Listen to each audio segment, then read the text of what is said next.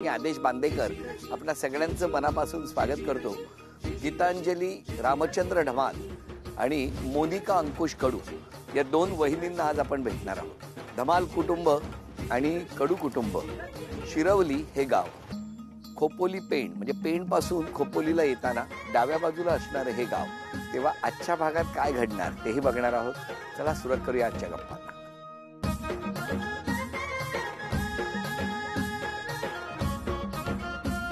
नमस्कार नमस्कार नमस्कार नमस्कार नमस्कार नमस्कार क्या उखाणा? छत्रपती शिवाजींसारखा पुत्र धन्य जिजाऊंची खुशी रामचंद्र रावांचं नाव घेते होम मिनिस्टरच्या दिवशी। अरे वा, तुम्ही? हळूवार वाऱ्याची चुलूक काणी आली, हिरवळीच्या गालीच्यावर जणू स्पंदने स्फुरण झाली। गीतांजलीचं नाव घेतो, आज जणू होम मिनिस्टरची स्वारी आमच्या द्वारी आली। अरे वा, मी कविता वगैरे करता? हो, पहिले करायचं। पहिले करायचे का? हा, तरीच म्हटलं कारण एवढं कठीण शब्द बरे जमलेत त्यांना। निळवर्ण आकाशात उडाले पक्षी, निळवर्ण आकाशात उडाले पक्षी अंकुशरावांचं नाव घेते होम मिनिस्टरच्या दिवशी। अंकुशराव, हा संसाररूपी सागरात पती पत्नीची नौका, मोनिकाचं नाव घेतो सर्वांनी ऐका। ह्यांनी विमान आकाशात उडवलं, पक्षी तुम्ही डायरेक्ट पाण्यातच गेला नौका घेऊन।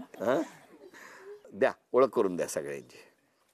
ह्या माझ्या सासूबाई, हे सासरे, नमस्कार. त्या ननंदबाई, नमस्कार. माझी आई, बाबा, हो. नंदवे, हो. मागे माझ्या जाऊबाई बसल्या आहेत। नमस्कार. आणि दीर. अरे वा वा वा वा, छान छान छान।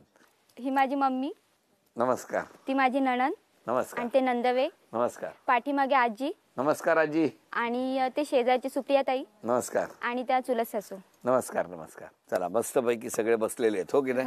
तुम्ही कधीपासून कविता करता हो? मी जवळजवळ 10वी-11वीला असल्यापासून कविता करायचो। नाही, पहिली कविता कुठली केली होती?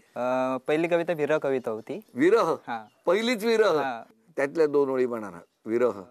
माझ्या प्रेमाचा मी पतंग होतो, तूच होतीस त्याची कणी, शपथ सांगतो सखे तुला, तूच होतीस माझ्या मणी। दिले होते शब्द तुला मी, वचनेही दिली होती, होती नव्हती तेवढी स्वप्ने तुझ्या संगे पाहिली होती। केला होता प्रपोज तुला, तेव्हा हो सुद्धा म्हटलीस मला, मग आशावादी ठेवून सोडून गेलीस का मला? पण जाऊ देत आहे आता, कारण पतंग खाली पडला आहे, कारण पतंग रूपी या वेळाला कणेनं आता सोडला आहे। अरे वा, जोरदार पतंगावर केली होती का कविता? पतंगावर केली। पण ही कविता अगदी मनात कोरली आहे तुम्ही। हा, म्हणजे सोडून नाही ना गेली? नाही तसं काय नाही, पण असं म्हणजे मला आवडायचं पहिले कविता वगैरे करायला, म्हणजे भावना व्यक्त करायला आवडतं। तुम्हाला काय वाटलं कविता ऐकताना? खरं सांगा। कविता ऐकून तर कोणी असंच म्हणेन की ह्यांचं तुटलं असेल। तुम्ही कधी कविता वगैरे केली? मला कविता वाचायला आवडतं तशा, पण लिहायला वगैरे नाही। पण विरह कविता ह्यांची खूपच पाठ आहे हो। हो ना, मला पण आजच माहित झाली। तुम्हाला नाही? किती वर्ष झाली लग्नाला? 10 वर्ष। 10 वर्षात कधी ऐकवली नाही ही कविता? ही कविता नाही ऐकवली कधी। शाळा कुठली? शाळा वावशी। आणि तुमची? रायगड जिल्हा परिषद शाळा कोळखे। तुमचं बालपण कुठलं? नागोटणे। नागोटण्याला? हा, बेंडसे। तिथेच राहायला होता तुम्ही? हा, बेंडसे मध्येच। आणि तुम्ही? तिलोरे, आम्ही इथेच राहिलो। तिलोरे? गाव आमचं तिलोरे। तिलोरे का? बरोबर। काय करतात सध्या? आता आमचं वडापावचं दुकान आहे वावशीला। कुठे? वावशीला। अरे काय हे, वावशी पाटावर आणलंय आणले? अरे बाबा, कधीपासून? 35 वर्ष झाली। 35 वर्ष वडिलांपासून? आणि मग तुम्हाला काय वडापाव आवडला? असंच समजा। असंच समजा? कसं जमलं सांगा, तुम्ही सांगा। आम्ही पालीला भेटलेलो पहिल्यांदा, हिची मैत्रीण आणि माझी मैत्रीण एकच। पालीला 1 जानेवारी 2014ला अंगारकी चतुर्थी होती, त्यानिमित्त आम्ही गेलेलो तिथे, तेव्हा ओळख झाली पालीला मंदिरामध्ये। आणि मग तेव्हा वडापावच होता का? घेऊन गेले होते का? काहीच माहित नव्हतं तेव्हा सर। मग फक्त ओळख झाली? हा, म्हणजे तेव्हा पण नाही ओळख झाली, नंतर त्यांनी मला मेसेज टाकला। मेसेज टाकला? कसं काय टाकला? काय होतं पहिला मेसेज? असंच हायच केलेलं। हाय? मग तुम्ही त्याला काय म्हटलं? नाही, मी रिप्लाय केलाच नव्हता 2-3 दिवस, नंतर माझ्या मैत्रिणीने सांगितलं की अंकुशचा मेसेज नंबर आहे म्हणून। मग सुरू झालं? नाही, तसं नाही झालं सुरू। मग पुढे? मग असते ओळख झाली। असती आणि इकडे वडापाव करपायला लागले पण त्या दरम्यान काय झालं वहिनी? नाही, असंच रेग्युलर आपले मेसेज वगैरे चालू होते, आणि नंतर 2 वर्षानंतर त्यांनी मला प्रपोज केला। ते कुठे? असंच कॉलच केलेलं. मग तुम्ही हो म्हणाला? लगेच हो नाही बोलली, पण बोलले. पण होकार का दिला? कारण मला ते आवडले. तुमच्या बाबतीत कसं काय लग्न जमलं? आमचं अरेंज मॅरेज. कसं? माझी बहीण आहे ना, ती यांची वहिनी लागते. मग माझ्या भाऊजींनी हे स्थळ सुचवलं आणि ह्यांची एक अट होती की मला शिक्षणवालीच मुलगी हवी आहे, म्हणजे ग्रॅज्युएशन कंप्लीट झालेलीच मुलगी हवी आहे. मग माझे भाऊजी बोलले की माझी एक मेहुणी आहे, तिचं ग्रॅज्युएशन वगैरे झालेलं आहे, तू बघ काय हरकत नसेल तर. मग हे आणि भाऊजी मला बघायला आले होते आणि बघायला आल्यानंतर आम्ही जेवण वगैरे बनवलं होतं, शनिवार होता म्हणून. पण नंतर जेवण वाढल्यानंतर हे बोलतात की आज माझा उपवास आहे. शनिवार मला उपवास असतो, त्याच्यामुळे मी शनिवारी काय खात नाही. मग घरात माझ्या भावासाठी खिचडी बनवलेलीच होती, त्याचा पण शनिवार असतो. मग त्याची खिचडी यांना दिली खायला. आणि नंतर मला कळलं की हे खिचडी कधीच खात नाही, पण त्या दिवशी आमच्याकडे दिली म्हणून यांनी खिचडी खाल्ली. पण खिचडीवरून कविता करायला सांगितली तर कधी कराल? करेन, आज संध्याकाळपर्यंत होईल. किती वर्ष झाली? आता 10 वर्ष झाली. 10 वर्ष. 10 वर्षात एकही कविता वहिनींवर केली नाही? लग्न झाल्यापासून त्यांनी सगळे छंद सोडून दिले. पण एवढी कविता लग्नापूर्वी केलेली विरहाची, आता लग्नानंतर एक प्रेमाची कविता करायची ना वहिनींसाठी? नक्की करू, नक्की. आता कधी करणार? 10 वर्ष गेली त्याच्यात. 2 कविता संध्याकाळपर्यंत तुम्ही करणार आहात, एक वहिनींवर प्रेमाची आणि दुसरी खिचडीवर. चालेल. पण मैत्री कोणाची आहे खरी? खरी मैत्री तिची आणि माझी. कधीपासूनची? 8 वर्ष झाली. कशी काय? म्हणजे यांची बहीण, या भाऊंची बहीण आणि माझे मिस्टर यांची ओळख होती आणि ती राखी बांधायची यांना. त्याच्यानंतर त्यांच्या बहिणीच्या हळदीला मोनिका आली होती. मग त्यावेळेला आमची जस्ट ओळख करून दिली, आम्ही कॉन्टॅक्ट नंबर घेतले एकमेकींचे. तेव्हापासून आमचं जे बोलणं सुरू झालं ते आजपर्यंत बोलणंच म्हणजे संपतच नाही. आणि आता आम्हाला बोलून नाही देत. पण त्यांच्यामुळे मग तुमची ओळख झाली दोघांची? माझी अगोदर होती ओळख. कशी काय? कारण गावातलेच आहेत ना आमच्या. पण ते वडापाव खाल्लाय त्यांच्याकडचा? हो हो हो, अगोदर पासून. कसा असतो? एकदम मस्त, टेस्टी एकदम. खूप नाव आहे त्यांचं कडू म्हणून, कडू वडापावले. मग आणि आम्ही गोड मानून घ्यायचं. गोड मानून घ्या. काय वेगळं काय यांचं बाबा? अहो त्यांचं आडनाव कडू आहे. हा, ते राहतात डोंगरपट्टीला, म्हणजे वरती रानामध्ये गाव आहे त्यांचा. बरोबर. हा, तर आता गाड्या बिड्या जातात ना, आता चांगला रस्ता बिस्ता मस्तपैकी झालेला आहे. बरोबर. आम्ही कांदा बटाटा विकलेला त्यांच्या गावाला. हो. हा, तर त्यांच्या गावाला जाऊन आमची ओळख झालेली आहे. ते रानामध्ये त्यांचं गाव होतं. आता मात्र चांगले रस्ते बिस्ते चांगले बनवले. सुनेबद्दल सांगा. सुना फार चांगले आहे, काही प्रश्न नाही, काय बाबाचं काय हाल नाही, काही नाही. अगदी टणटणी बाबाला जेव्हा बिवाला अगदी मस्तपैकी अंगावर पाणी मिनी कपडे बिपडे सगळं बरोबर. टणटणीत काय शब्द आहे मस्त. आनंदी आहात ना? हा, आनंदी आहे. एक सून मोठी इकडे, ही माग आहे बघा एक. ही माग एक आहे, होई एक. 2 सुना एकदम टणटणीत. टणटणी सगळं खायला वगैरे काही फिकीरच नाही, म्हणजे एकदम माया करतात दोन्ही मुली. हो की नाही? वहिनी दादा स्वभाव चांगला आहे एकदम. वहिनीचा स्वभाव चांगला आहे. पण भाऊ कविता करतो माहिती होतं लहान असताना? हो, थोडं माहिती होतं, पण आजच त्यांनी फर्स्ट टाइम बोलून दाखवली. ते कधी तुम्हाला ऐकवली नाही? नाही, कधीच नाही ऐकवली. नाही, तसं कोणीच माझ्या कविता नाही ऐकल्या, कारण मी नाही कोणाच असं समोरासमोर. पण असं काय, एवढा छंद छान होता तर जपायला पाहिजे ना तो. हो, पण काही गोष्टीतून टाइम मिळत नाही गेला. नंतर काही गोष्टी खूप क्रिटिकल होत पण गेल्या, त्याच्यामुळे मग हा थोडासा एक वेगळा जॉनर पण झाला. माझी मुलगी यांना दिली आहे. हो हो. जावं एकदम सुंदर आणि चांगले आणि गरीब एकदम मस्त आहे ना? हा, मस्त. आणि असंच त्यांचा संसार सुखी चालावा ही माझी परमेश्वराकडे नम्र विनंती आहे. जावई आमचे सुंदर आहेत, आमची मुलगी पण सुखामध्ये आहे, यातच आमचं समाधान आहे. अरे वा. खरं सांगायचं तर चंदू मामाच्या बाबतीमध्ये गीतांजली आणि चंदू मामा खूप प्रेमळ आहेत. फक्त स्वभावाने थोडे कडक आहेत. कोण? चंदू मामा. हो, चंदू मामा. म्हणजे माझं नाव रामचंद्र आहे, पण चंद्रकांत बोलतात घरी असं. पण तुम्ही कडक आहे ते आता बरं झालं त्यांनी गौप्यस्फोट केला. कडक म्हणजे मला असं म्हणजे वावगं काही जास्त आवडत नाही. पण जरा बदलला पाहिजे ना स्वभाव. या कडकपणा वाढला आणि कवितेचा छंद, प्रेमळ छंद बाजूला पडला. कळलं का? हा. माझे भाऊ आणि बहिणी खूप प्रेमळ आहेत. गीतांजली ही सगळ्यांना सांभाळून घेते आणि सगळ्यांची काळजी घेते. आणि भाऊ कसे? भाऊ सुद्धा खूप प्रेमळ आहे. पण त्यांनी तापटपणा कमी केला तर तुम्हाला आवडेल? हो नक्कीच.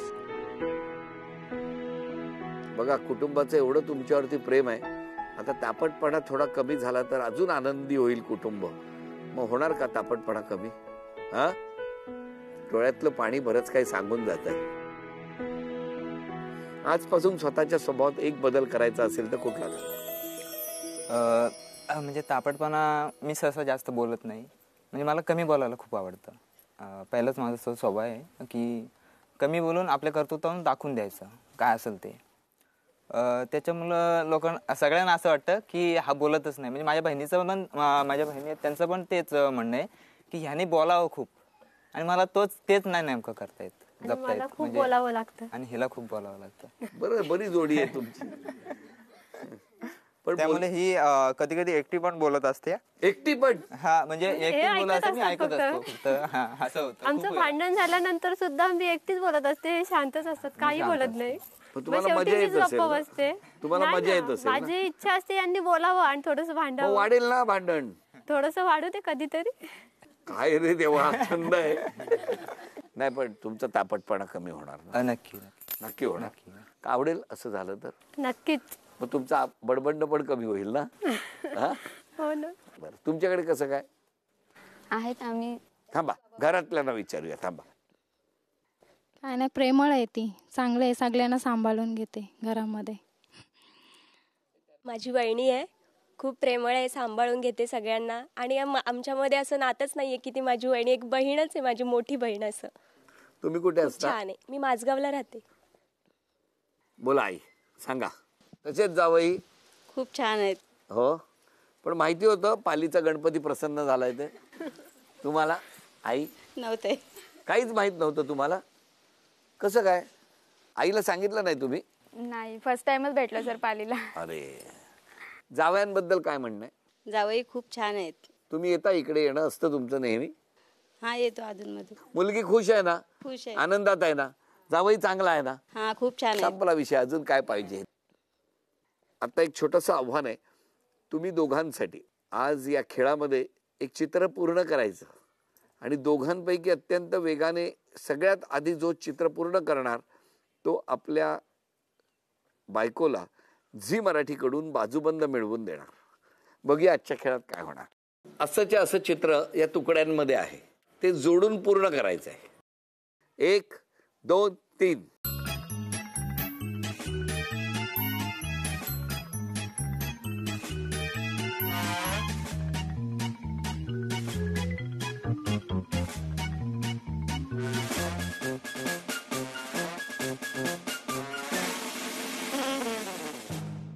अभिनंदन. झी मराठीकडून हा बाजूबंद मिळाला. अभिनंदन. झी मराठीकडून हे चांदीचं नाणं, हे चांदीचं नाणं अभिनंदन तुमच्यासाठी. आणि झी मराठीकडून ही भेटवस्तू. क्षमा मागायची असेल तर कोणाची मागाल? क्षमा मागायची असेल तर मी माझ्या पूर्ण घराचीच मागेन. कारण मी कशी शॉप आहे, त्यामुळे दिवसभर बाहेर असते, त्यामुळे कधीतरी यांच्याकडे थोडंसं दुर्लक्ष होतं सगळ्यांकडे, खास करून माझ्या मुलांकडे खूप दुर्लक्ष होतं माझं. त्याच्यासाठी क्षमा मागेन. तुम्ही? मी क्षमा त्या प्रत्येक व्यक्तीची मागेन ज्याच्या माझ्या मुलं ज्यांना कष्ट झाले, ज्यांना त्रास झाला, तर प्रत्येकाची क्षमा मागेन की असं माझ्याकडून पुन्हा वर्तन व्हायला नको किंवा होणार नाही. होणार, उद्यापासून आता राग कमी होणार आहे. तुम्ही? मी क्षमा मागेन तर सगळं म्हणजे ऑल फॅमिलीचेच मागेन की माझ्याकडून जर चुकून जर काय बोलली असेल, रागवली असेल तर त्याबद्दल खरंच सॉरी. तुम्ही? मी घरच्यांचीच क्षमा मागेल, कारण सोशल वर्कचं पण मी काम करतो, त्याच्यामुळे घरी थोडा वेळ देता येत नाही. कधी मैत्रीमध्ये भांडलात का दोघे? एकदा रागवली मी त्यांच्या. तुम्ही का? माझ्या मुलाचं बारसं होतं, तर मी तिला म्हटलेली की तू येस म्हणून, तू यायलाच पाहिजे. ती आली नाही. ती म्हणाली की मला पनवेलला जायचंय, पण ती पनवेलला सुद्धा गेली नाही आणि आली नाही. त्याच्यामुळे मला खूप राग आलेला. का नव्हता गेला तुम्ही आणि पनवेलला पण नाही गेला? खरं म्हणजे माझी तब्येत त्यावेळेला ठीक नव्हती, मी आजारी होती. पण हिला जर मी सांगितलं असतं की मी आजारी आहे तर ती सुद्धा डिस्टर्ब झाली असती, तिचं लक्ष लागलं नसतं कार्यक्रमात, म्हणून मला त्यावेळेला तिच्याशी खोटं बोलावं लागलं. पण त्या रागावल्या होत्या. नंतर मी तिला समजावून सांगितलं जेव्हा ती घरी आली त्यानंतर की मोनिका असा असा विषय आहे, त्यामुळे मी आली नव्हती. मग ती शांत झाली लगेच. तुम्ही कधी त्यांच्यावर रागावलं नाही? मी बऱ्याच वेळा रागवते, का? कारण मी तिला फोन करून गप्पा मारायला बोलवते माझ्यासोबत, ती येते सांगते आणि येतच नाही. कारण ते कोण बडबड ऐकेल असं म्हणतात. नाही सर, मला आणि कधी मी घेऊन वेळच गेलो- मिळत नाही. मी घेऊन गेलो ना यांच्याकडे. 5 मिनिटं फक्त आले बोलते, मी ते रोडवर उभा राहतो आणि यांचे 1-1, 2-2 तास गप्पा चालू राहतात. मग कंटाळून मी घरी येतो, तिला सांगतो फोन कर तुमचं झालं. मग हे मला सर घेऊनच जात नाही. कधी त्यांनी बोलवलं, मी ह्यांना म्हटलं की चला जाऊया, तर ते घेऊन जात नाही. ते म्हणतात तू अर्धा तास घालवतेस, मग ते येतच नाही घेऊन. मग त्यांना राग येतो, मी गेली नाही की. पण जाताना भेटता हा भेटते, 5 आणि मिनिटं का होईना पण भेटल्यानंतर जाते. आमच्या गप्पा संपतच नाही. असं कधी झालंच नाही की आम्ही भेटलोत, आमच्या गप्पा संपलेत आणि आम्ही निघालोत निवांत. नुसतं सुरू. बडबड बोलता सुरू. काय एवढं तुम्ही? असं अनेक विषय असतात आणि एकमेकींकडे मन मोकळं करण्यात येतं. आता कोण जिंकणार पैठणी बघणार आहोत. गीतांजली वहिनी आणि मोनिका वहिनी यांच्यापैकी कोण जिंकणार पैठणी? खेळ सोपा आहे. समोर लगोरी ठेवलेली आहे आणि या लगोरीचं वैशिष्ट्य असं आहे, दोघींनाही 5 संधी मिळणार आहेत आणि जमिनीवर जितके तुकडे पडणार तितकेच मोजले जाणार आहेत. लक्षात ठेवा. त्यामुळे 5 संधीमध्ये सर्वाधिक गुणसंख्या ज्यांची होणार त्या ठरणार आजच्या भागातले होम मिनिस्टर, ज्यांना मिळणार आहे पैठणी. कोण पटकावणार पैठणी बघूया. चला सुरुवात तुमच्यापासून. 1 2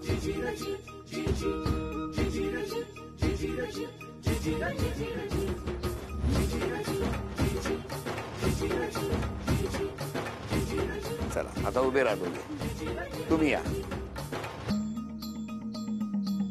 1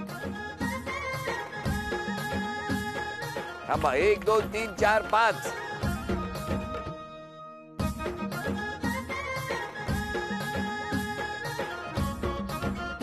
अभिनंदन.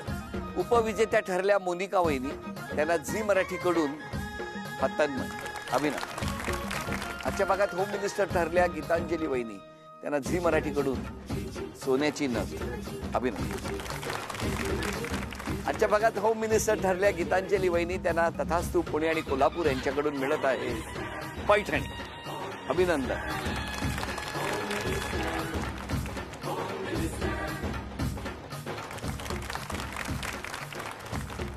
शिरवली या गावातला हा आजचा भाग इथेच संपतो आहे. पुन्हा भेटूया अशीच एक पैठणी घेऊन होम मिनिस्टरच्या पुढच्या भागात. नमस्कार.